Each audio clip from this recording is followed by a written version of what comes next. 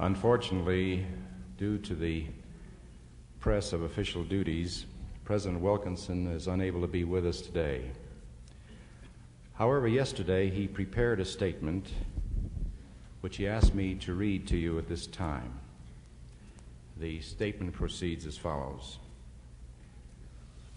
I regret very much that I will be in Salt Lake tomorrow attending a meeting of the Brigham Young University Board of Trustees, and therefore will be unable to introduce Elder Harold B. Lee. I regret also that we have induced him to accept the appointment here, which will make it impossible for him to be present at the meeting of the Board of Trustees. For there has been no one on my board whose advice and counsel I have sought more than his. We have extended Brother Lee several invitations to speak to us during the year, but other appointments have precluded his acceptance. When, therefore, we found he was free today, we decided to invite him, even though it meant that he would not be present at the board meeting. We were not sure when we could get him again. In my busy life, there are very few things I remember distinctly for any length of time. One of my rare memories, however, was being present at a semi-annual conference of the church on April 6, 1941, when Elder Harold B. Lee was presented to the membership of the church for its vote of approval as a member of the Council of the 12. The congregation in the tabernacle gave not the usual silent assent, but a very audible and enthusiastic outburst of genuine approval. During the intervening years, Elder Lee has not only retained the enthusiastic support of the church membership for his devotion and leadership, but has grown in wisdom and stature in many fields of endeavor. Wherever the saints are gathered, he is warmly greeted as one of their most respected leaders, and he is also recognized among the notable business and professional figures of our nation. I am very grateful that he has consented to speak to you today, and am truly sorry that I cannot be present. Without any further ado, it is now my very great personal honor and privilege to introduce Elder Harold B. Lee.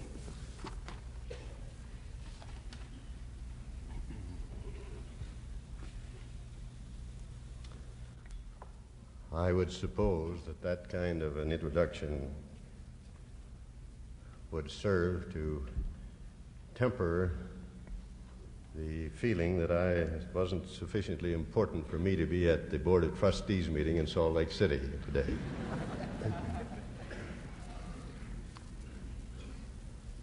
Some time ago I read an interesting article by a man who is outstanding in the field of journalism.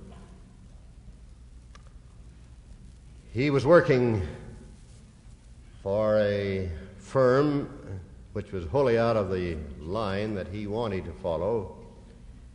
He had started out to be a writer, and the usual experience for neophyte writers was to have his manuscripts returned with apologies. And in a state of frustration now, he sought counsel. He looked down the telephone book and he saw the name of a certain man, and without fully identifying the place or the full identity of the man, he went to the address, and shortly he found himself ushered into a palatial office and found that this was the president of one of the biggest concerns in the country. He was too frightened and it was too late to run, so he was ushered in by the secretary to talk with this man. He explained rather haltingly what his frustrations were. That's a word we overuse today. I don't know what frustration is, and I don't think the one that's frustrated knows what it is. And the man listened to him about how he was not getting on in the company where he was now working, and said, "How much do you work? How much do you make, son?" And he named a modest income, and he said, "Well, I think we can do a little better than that." But the boy said, "I don't want to come to work for your company because that's still a step further away from where I want to go." I want to be a journalist. So this kindly man of great experience said to him, "Son, it may surprise you at what I'm going to say. The thing you need to be a success is to have a few more failures. You haven't had enough failures. Now," he said, "you go back and dig out these manuscripts, and you turn a few of them into successes, and then you're on your way to success. That's the trouble with you. You haven't had enough failures." I've pondered that today, and as I come to you, one of the greatest congregations of youth that has ever been assembled and will ever be assembled, I guess, in our day, here at the Brigham Young University. I've been thinking of the test through which the youth of the various generations of our day have been submitted. Going back into the early days of the church, we passed through a period of slander and misrepresentation, and we came through. It sort of drove us together because of the enemies from the outside, and we survived it. We passed through a period of mobbing and driving when lives were taken and blood was shed. And somehow the place of the martyr gave us strength. We passed through poverty. I suppose many of us here in this audience, if measured by today's standards, we would have been considered poor. We would have been on somebody's relief program because of the meager sustenance which in our childhood days, the passing down of the last generation's clothes, the making over of our rich city folks' cast-offs and made over by a skillful mother for our use. Some of us remember that we were somewhat of almost grown when we had what we used to call a button suit of clothes, and some of you will remember. We passed through poverty, and we gained strength from the poverty, of the test of poverty. Then we passed through an age of what we might call apostasy or betrayal from the inside, one of the severest things through which we passed. And then we've gone through another, or going through, maybe have gone through, a period of what we might call sophistication. I don't know what that word means either, but it generally means that there are so many confounded smart people that they're not willing to listen to the humble prophets of the Lord. And we've suffered from that, and it's a rather severe test through which we're passing.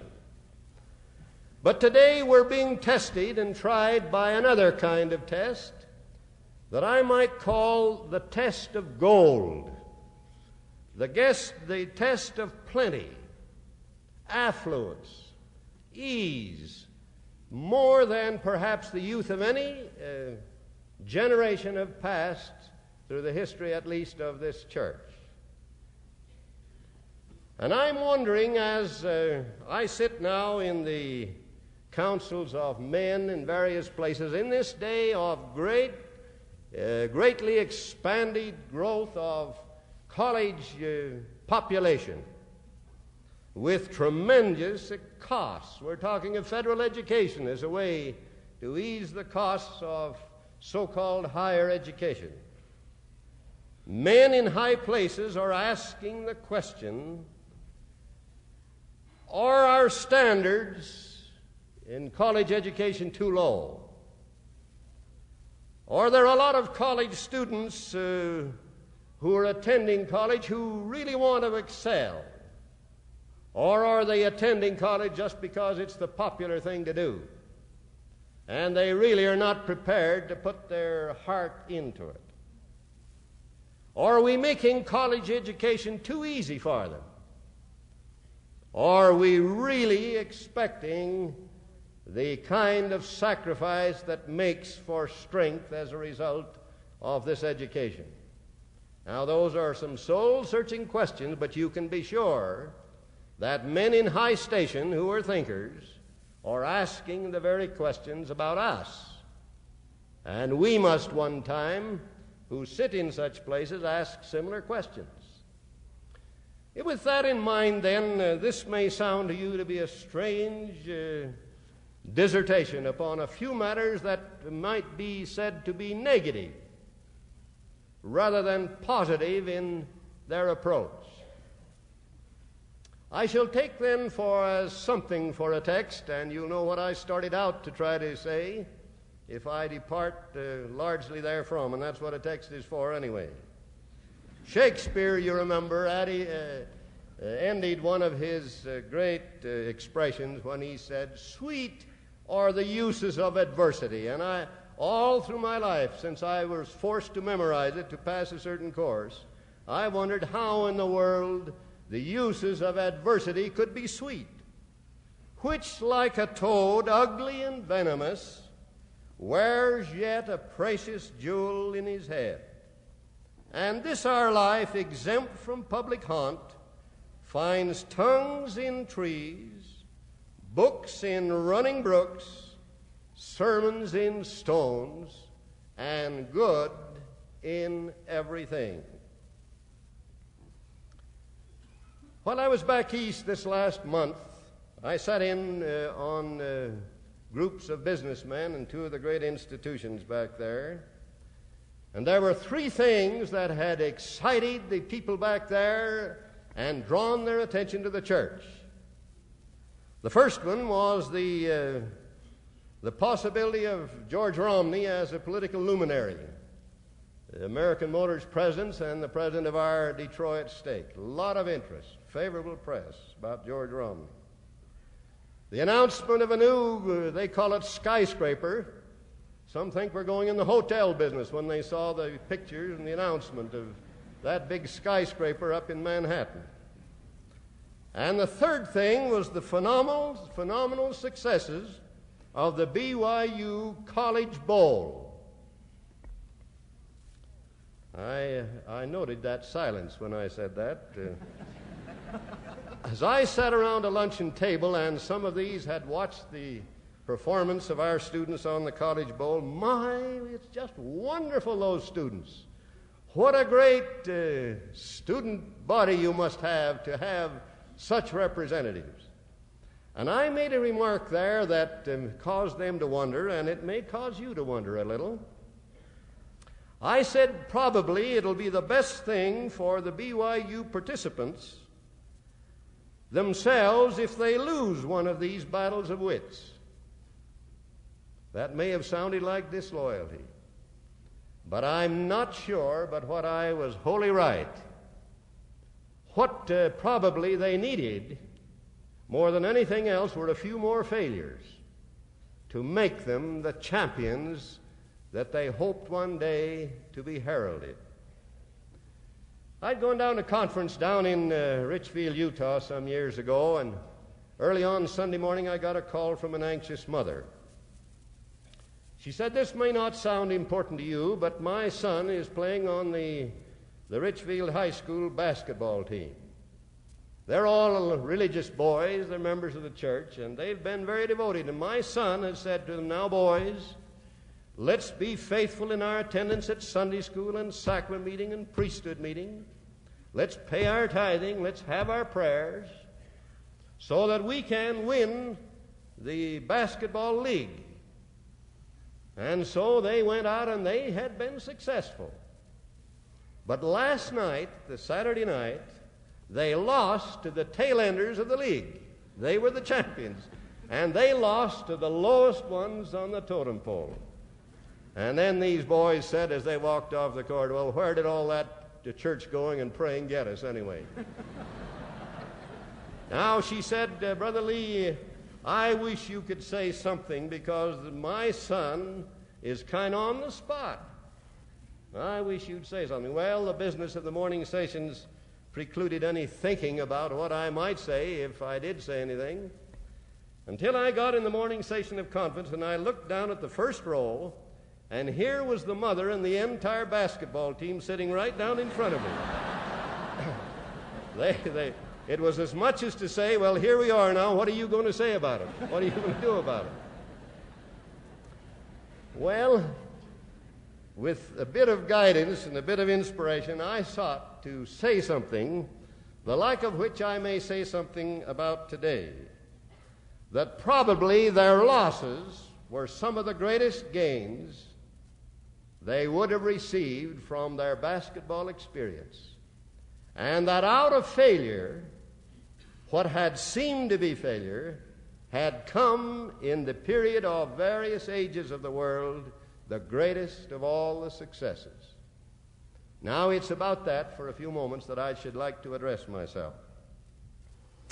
One of the greatest business leaders in America today, James F. Oates of the Equitable Life, said this about factors which he said were necessary to develop us into real eminence in any field.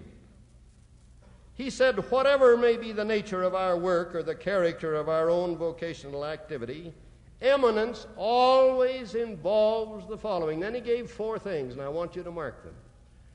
First, you must have the determination to excel. Second, you must have the willingness, and I want you to mark this, to pay the price, to study, to live through disappointments with optimism, and to accept the sacrifices necessary to succeed. Now, do you get the significance of that? Third, you must have the steadfast pursuit of purpose, doing the work day after day, week after week, yes, year after year, whether you feel like doing it or not. And finally, pride and faith in the virtue of your calling. That is to say, spiritual motivation. Great scientists verified the necessity for the process by which series of failures are ultimately turned into successes. Let me read you from a statement made by Dr. Edwin D. Starbuck, who was on this campus. I guess it was in 39 or 29, Brother Barrett. Way back about that time, he said something, and I want you to listen to this, and an accompanying statement from Dr. Einstein. The scientist solves his problem, studies his problem, saturates his mind with it, puzzles over it, dreams about it, but seems to find progress impossible, blocked, as it were, by a black, impenetrable wall. And then at last, and suddenly, as if out of the nowhere, there comes a flash of light, the answer to his quest. His mind is now illumined by a great discovery. The professor was positive that no great discovery had ever been made by pure reasoning. Reason would lead to the borderline of the unknown, but could not tell what was within. And Dr. Einstein said this: after all, the work of a researching scientist germinates upon the soul of imagination or of vision. When I think and reflect how my discoveries originated and took form, 100 times you run, as it were, with your head against the wall. Now that meant 100 failures or more, in order to lay your hands upon and define and fit into a system what from a merely indefinable premonition you sense in vain. And then suddenly, perhaps like a stroke of lightning, the saving thought will come to you, and the indescribably laborious task of building up and expanding the system can begin. The process is no different by which the artist arrives at his conceptions. Real faith, either to a scientist or a businessman or a minister of religion, involves the problem and struggle of searching. Dr. Victor Hess, Nobel Prize winner, who was the discoverer of cosmic rays, said this: real faith for a scientist, as for anyone else, is often a matter of bitter struggle. The victory must be won, or the gift must be discovered, by each one in his own soul. It often takes the personal experience of grave danger of death to bring conviction and to prepare the way for faith in a divine providence. I want you to remember that. It oftentimes takes the personal experience of grave danger of death to bring conviction and prepare the way for faith in divine providence. What is certain is that when faith comes, there follows a great serenity of soul and a deep peace in the human heart. Dr. Alfred C. Lane of the American Academy of Arts and Sciences said this: "I believe we should strive for faith that keeps one calm and brave in the face of dangers met in the path of duty. Such a faith should be like that which a good soldier has in a commander in which he has perfect confidence to bring him through. I believe that faith keeps one true in the dark and humble in the spotlight.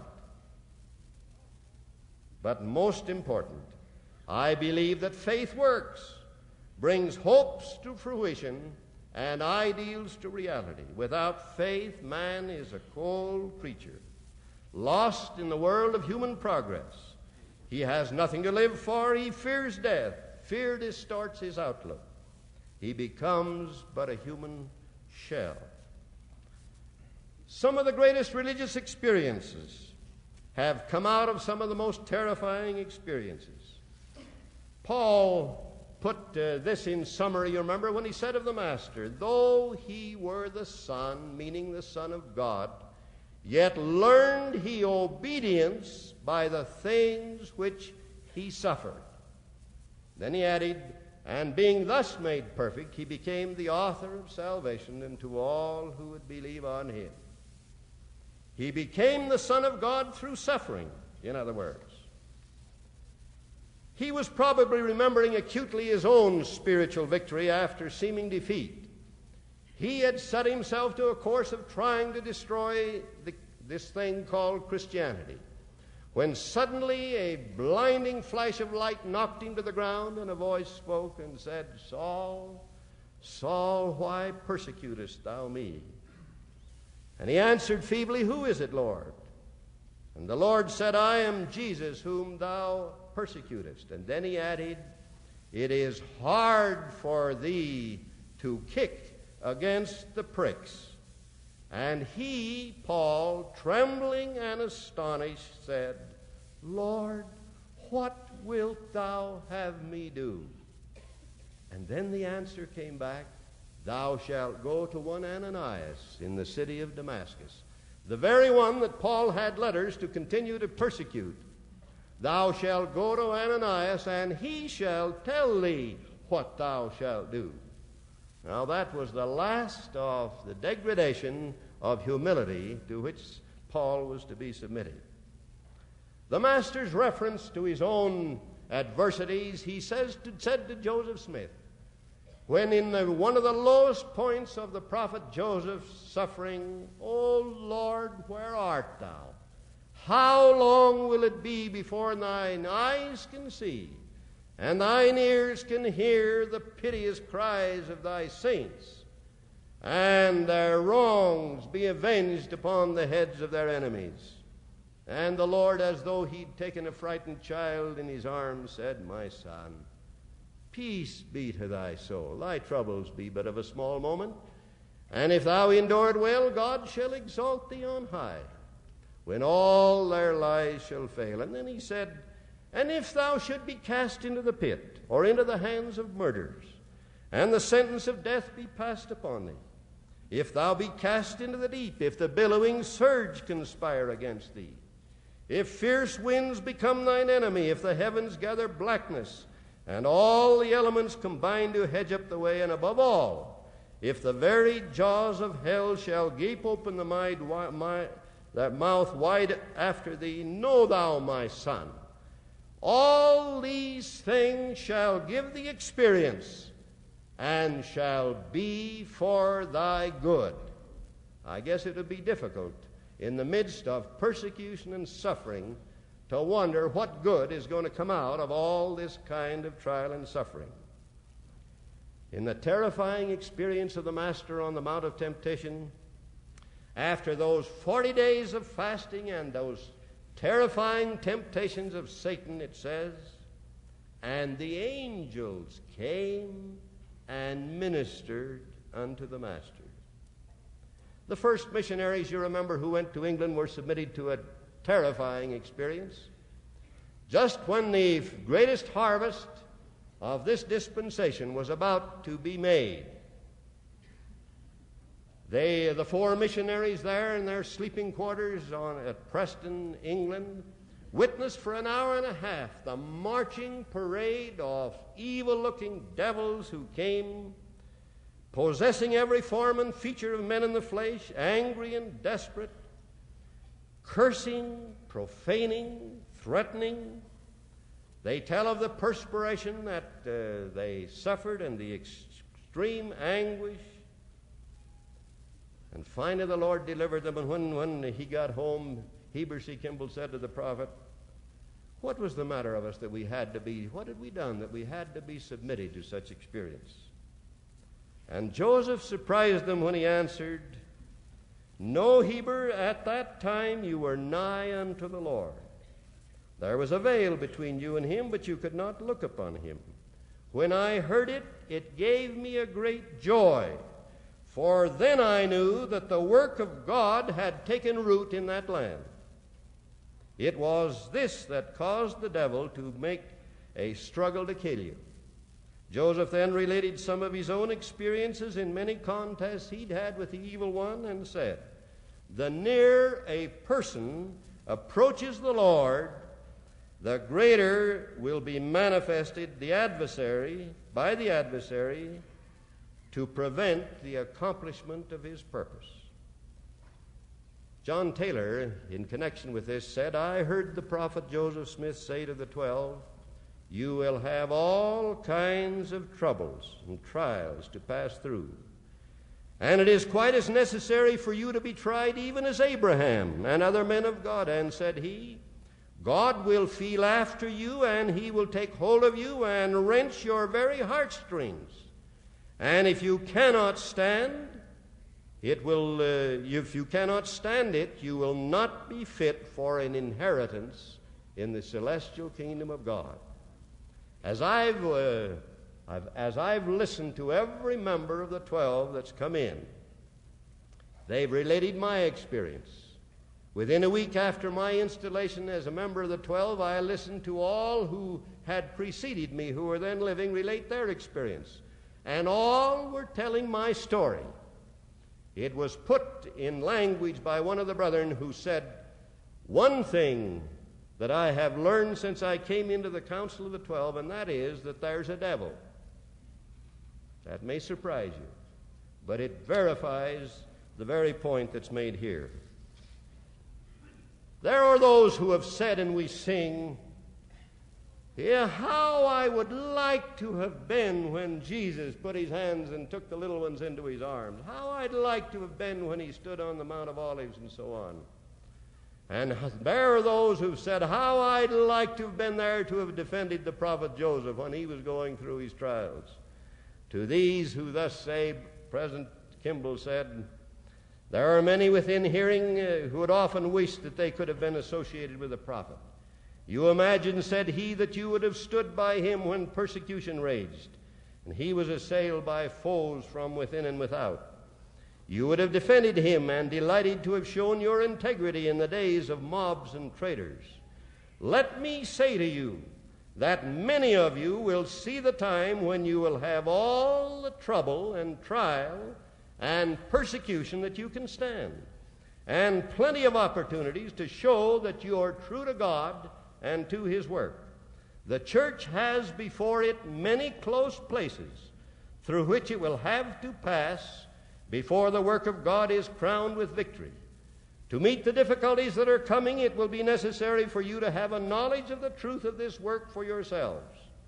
The difficulties will be of such a character that the man or woman who does not possess this personal knowledge or witness will fail. If you have not got the testimony, live right and call upon the Lord, and cease not until you obtain it. If you do not, you will not stand. Remember these sayings, for many of you will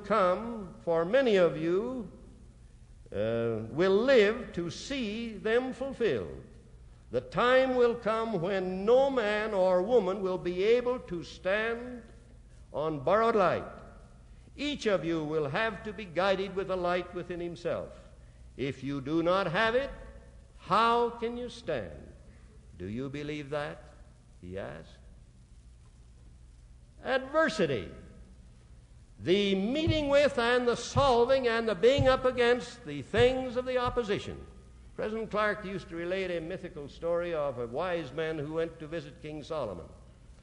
After they'd visited for several days and this wise man was about to depart, King Solomon said, "Well, now surely you're not going to leave without leaving me some gem of thought to ponder after you're gone?" "Oh," said the man, "what can I say to you, the wisest man in all the world?" But King Solomon pressed him, and finally this man said, "Well, I might give you this to ponder. When everything is black and foreboding and the dangers are all around about you, retire to your secret chamber and thank God that this one day will pass. And when the sun is shining and everything is rosy and everything is lovely and going all right, then again, don't forget to retire to your private chamber and again say, thank God that this too will one day pass." Isn't that strange? To pray for adversity, to pray for struggle, to pray for adversity that you might be able to rise above it and be worthy of the place you have. Let me close by reading you two statements that must be familiar to you students of the Book of Mormon. Alma came upon a group of people who were mourning because they'd thrust them out of their synagogues because of their clothing wasn't good enough. And he said to them, "Well, blessed are you because you're thrust out, because you're compelled to be humble.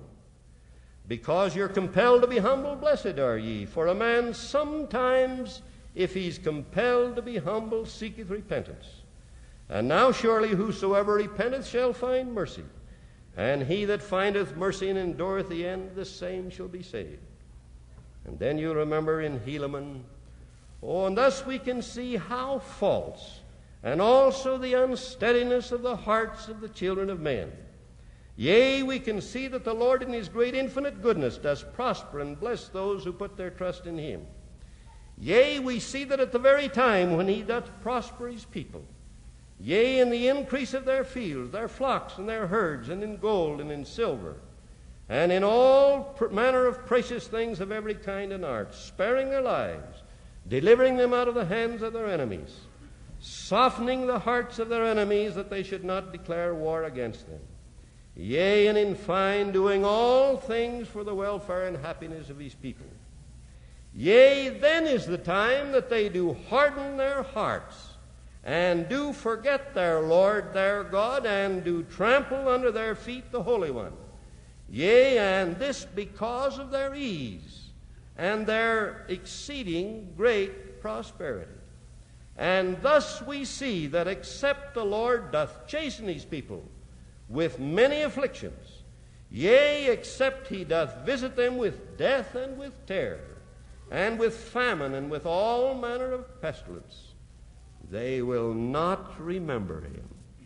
Isn't that sad? Oh, how foolish, and how vain, and how evil, and how devilish, and how quick to do iniquity, and how slow to do good are the children of men. Yea, how quick to hearken unto the words of the evil one, and to set their hearts upon the vain things of the world. Yea, how quick to be lifted up in pride. Yea, how quick to boast, and do all manner of that which is iniquity. And how slow are they to remember the Lord their God, and to give ear to his counsels. Yea, how slow to walk in wisdom's path. Will you remember what I read from Dr. Lane? Faith is that which keeps you true in the dark and humble in the spotlight. The Master said, "Blessed are ye, when men shall persecute you, and shall say all manner of evil falsely against you for my sake, for so persecuted they the prophets. But woe unto you when all men shall speak well of you, for so did they to the false prophets. James Russell Lowell caught the sentiment that I should like you to carry away from this brief dissertation. In his present crisis, one verse he says, "Then to side with truth is noble, when we share her wretched crust. Ere her cause brings fame and profit, and 'tis prosperous to the just. Then it is the brave man chooses, while the coward stands aside, doubting in his abject spirit, till his Lord is crucified, and the multitude make virtue of the faith they had denied." You Latter-day Saint youth, youth of the noble birthright, you whose parents have passed through the rigors of trial and testing, I ask you to consider now whether or not the trials through which you're passing today, you call it ease and luxury and perhaps too easy ways to learning and education. May you not forget that yours may be the most severe test of those of any age in our day. God grant we won't fail, and that we will so have the faith that we can keep true when we're in the dark, and when we're in the spotlight, that we shall not forget to be humble, for which I pray humbly in the name of the Lord Jesus Christ. Amen.